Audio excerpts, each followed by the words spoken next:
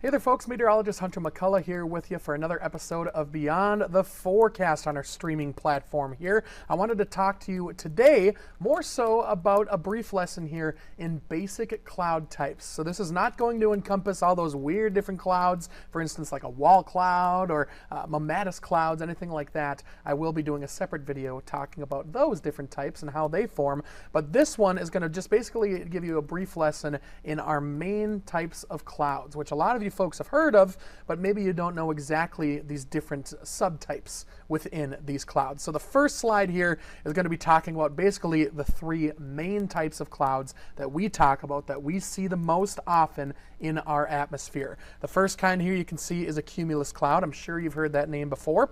It's your classic cloud watching summer afternoon. It can be in the winter too. Look up in the sky and you see these little puffy clouds rolling all over the place, fluffy, scattered in nature generally, typically associated with a decent day as far as the weather is concerned, but they can further develop as the heat of the day goes on, and you can see them become more and more large and become more and more tall as far as their size is compared, and we'll talk more about that different kind of cloud in just a little bit. Then you've got a stratus cloud, which is a uniform layer, low-level cloud, gloomy, thin sheet of cloud. It's those typical kind of gloomy days where the entire sky is covered in this low kind of stratus, almost looks like fog, but it's usually above the surface when it comes to that kind of cloud. Then you've got the really high up in the sky cloud in our troposphere, which again is the layer of the atmosphere that we see our weather happen, and this is called the cirrus cloud. Again, you've probably heard of all three of these different cloud types, but I'm going to dive deeper into the subtypes within these clouds as well. So the cirrus cloud, high up in the sky, thin and wispy, always high in that troposphere. So let's talk about high-level clouds first off. So now, again, we talked about the three main types of clouds that we see, but now we're going to see these different clouds have some prefixes that shows that they can be different levels within our atmosphere. So those high-level clouds have the prefix cirro, like you saw with the cirrus clouds. Usually above 20,000 feet in our atmosphere, relatively cold, of course, in this part of the troposphere, which again is that layer of the atmosphere that we see the majority of our weather. So it's primarily made up of ice crystals versus water droplets, because it's usually below freezing in that portion of our atmosphere. So these are the main types of cirro clouds here. Cirrocumulus clouds, which again, a cumulus cloud is the puffy cloud, but if you see that way up in our atmosphere, kind of looks like this. You can see it way up there in our troposphere. Cirrostratus clouds, similar kind of story where it's more uniform, but it's very high up in our atmosphere. You can see sometimes in the winter with those types of clouds, cirrostratus, like halos and things like that around the sun. And then you got your typical cirrus cloud, like we talked about, the thin and wispy in our upper atmosphere there.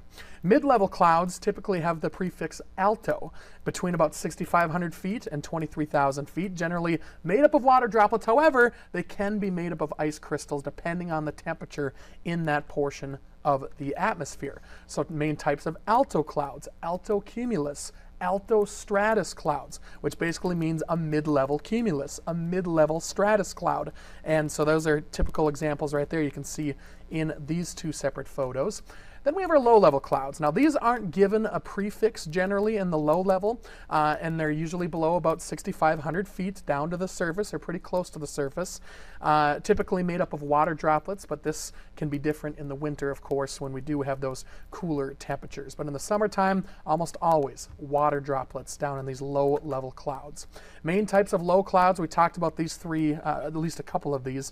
The cumulus cloud, which again is that thin, or not thin, excuse me, puffy cloud, very singular, very scattered in nature, with those classic cloud watching types of clouds in the summer, in the winter, that type of thing. Stratus cloud is that uniform layer of cloud, kind of like a blanket over the entire sky, and then you can kind of have this somewhat of a mixture of the two called a stratocumulus cloud. When you have these puffy clouds, but they're very close together, it still looks like a blanket, but it's not a uniform blanket. You have kind of bubbles here and there, and that's called a stratocumulus cloud.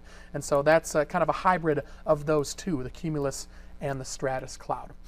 Nimbus, we're going to talk about a couple of clouds with this prefix or suffix, and that is Latin for rain. So anytime you see nimbus involved within a cloud, that means that that cloud is raining. So these are the two main types of nimbus clouds. Cumulonimbus, meaning that we've got, again, a cumulus cloud, but it's producing rain. And these are your typical thunderstorms in the summertime. They can produce lightning, tornadoes, they can produce hail, they can produce very strong winds. And so that's definitely something that we keep an eye on in the summertime months. Then there's nimbostratus, which is those dreary days where we've got this thin layer of stratus cloud that's producing widespread rain. And so I'm going to show you kind of a chart here about where exactly these clouds lie within our atmosphere here. So you can see the surface is down here, 20,000 feet way up here. The top of the troposphere, which does change depending on where you are throughout the world, is usually above 20,000 feet. Unless you're at the poles, then it can be at about 20,000 feet. So let's talk about low-level clouds first. You got the cumulonimbus clouds, which start at the low level, but they can reach all the way up into the top, depending on how severe and how extreme those cumulonimbus clouds are.